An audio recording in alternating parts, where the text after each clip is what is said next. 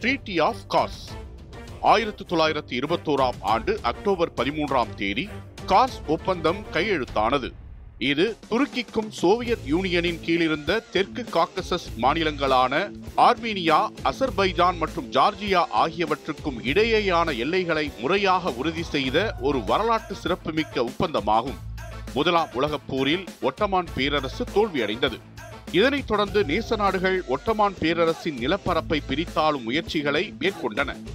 பேரரசின் கிழக்கு எல்லை பகுதிகள் மற்றும் தெற்கு காக்கசஸ் பகுதி ஆகியவற்றுக்கிடையே எல்லை பதட்டங்கள் ஏற்பட்டன. பிராந்திய கட்டுப்பாட்டிற்கான போர்கள் வெடித்தன. 1917 ஆண்டு நடந்த ரஷ்ய புரட்சிக்கு பிறகு அப்பகுதியில் ஆர்மீனியா, அசர்பைஜான், ஜார்ஜியா போன்ற பல புதிய சோவியத் குடியரசுகள் அமைக்கப்பட்டன.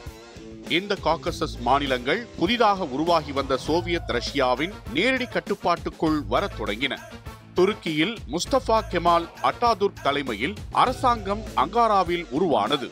இந்த அரசாங்கம் நேச நாடுகள் ஒட்டமான் பேரரசு மீது சுமத்திய செவ்ரேஸ் ஒப்பந்தம் உள்ளிட்ட ஒப்பந்தங்களை நிராகரித்தது.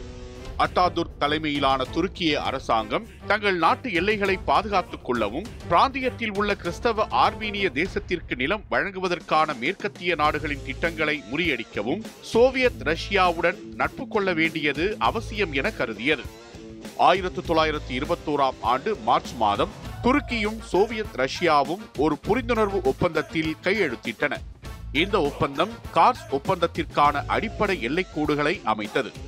மாஸ்கோ ஒப்பந்தத்தின் அடிப்படையில் எல்லைகளை இறுதி செய்வதற்காக சோவியத் யூனியனின் பிரதிநிதிகளும் அதன் காக்கசஸ் குடியரசுகளின் பிரதிநிதிகளும் துருக்கி பிரதிநிதிகளுடன் துருக்கியின் கிழக்கு நகரமான கார்ஸில் கூடினர்.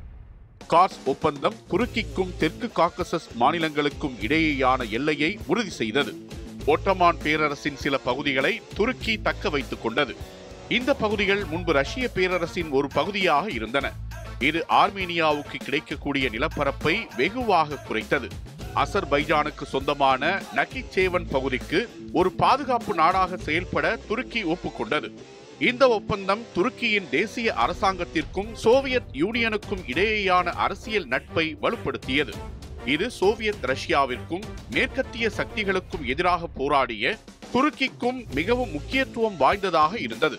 இந்த ஒப்பந்தம் அமைத்த எல்லைகள் துருக்கிக்கும் அதன் தென்கிழக்கு அண்டை நாடுகளான ஆர்மீனியா, ஜார்ஜியா, அசர்பைஜானுக்கும் இடையேயான சர்வதேச எல்லையாக இன்றைக்கும் நீடிக்கிறது.